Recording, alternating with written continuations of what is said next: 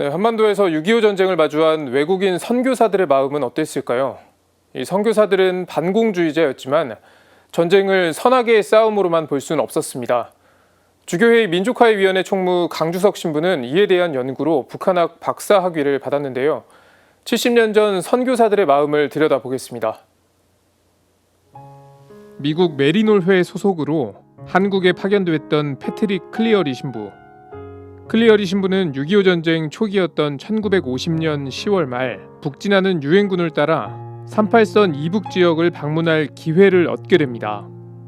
평양과 인근 지역에서 전해들은 공산군의 만행은 처참했습니다. 사제와 수도자는 끌려갔고 집단 학살도 벌어졌습니다. 무거운 마음을 안고 서울에 돌아온 클리어리 신부는 전쟁의 이면을 보게 됩니다. 신자 부부가 아들이 공산주의자라는 이유로 온갖 고초를 겪고 있었던 겁니다. 반공주의 정부의 인권 유린을 목격한 선교사들은 이데올로기에 의문을 제기합니다. 미국 선교사들은 우리 신앙을 지키기 위해서라도 공산주의를 반대해야 한다는 확고한 믿음을 가지고 있었던 것으로 보입니다. 그런데 전쟁을 실제로 경험하면서 저는 그 반공주의에 균열이 생기는 순간이 있었다고 생각을 하고요. 냉전의 이데올로기가 극단적으로 작동하는 게 전쟁의 어떤 표면적인 현실이었는데 이게 그렇게 이분법적으로 나눌 수가 있는가, 그런 데에 대해서 문제를 제기하는 마음도 가졌던 것이죠. 메리놀회 캐롤 몬시뇰 역시 서울에서 전쟁 부역자 문제를 마주했습니다. 캐롤 몬시뇰은 1948년 대한민국 정부 수립을 적극 지지했던 인물입니다. 서대문 형무소를 방문했다. 시체 위에 다른 시체를 쌓아놓았다. 좁은 감방에 여자들이 젖먹이 아기들과 있었다. 대부분 수감자들은 공산당에 협력한 죄로 들어와 있었다.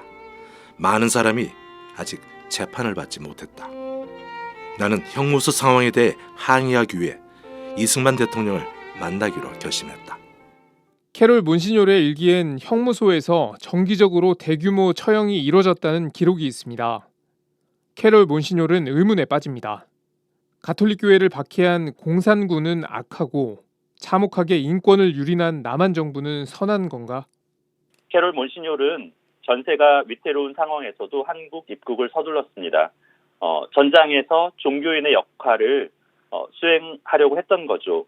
병사들의 영혼을 위한 군종사제로 전쟁에 참여한 것인데요. 자유민주주의를 지키기 위한 전쟁에 참여해야 한다. 또 목자가 양을 버릴 수 없다는 믿음을 행동으로 실천하신 것일 텐데, 하지만 자유민주주의를 표방한다는 정부가 참혹하게 인권을 유린하는 것을 보면서 전쟁은 단순히 선과 악의 싸움으로 환원될 수 없다는 것을 느낀 거죠. 성 골룸반 외방 선교회의 잡지 더 파 이스트는 당시 공산군에 의해 살해된 젊은 선교사들의 소식을 전했습니다. 죽음 앞에서는 빈부나 명예, 인종의 차이가 없다는 점을 강조했습니다. 살아있는 동안 우리는 12개의 다른 국적을 가진 사람이었다. 병사와 민간인, 선교사와 무신론자, 이교도와 그리스도교인, 성인과 죄인으로 불렸지만 이제는 그리스도가 당신의 목숨을 내놓을 만큼 사랑했던 영혼들일 뿐이다. 주교회의 민족화해위원회 총무 강주석 신부는 선교사들이 전쟁을 새롭게 인식하게 된 건 사람들에 대한 연민의 마음이었다고 분석했습니다. 한마디로 전쟁은 선과 악의 싸움이 아니라는 걸 깨달은 겁니다. 냉전의 질서를 강요하는 전쟁이었지만 오히려 전장의 한가운데서 이데올로기에 얽매이지 않았던 선교사의 마음을 들여다보면서 아직도 서로를 적대하는 불안한 대립이 이어지는 이 땅에서 평화를 위한 종교의 역할을 탐색하기 위한 시도였다고 생각합니다. 지금까지 앵커 리포트였습니다.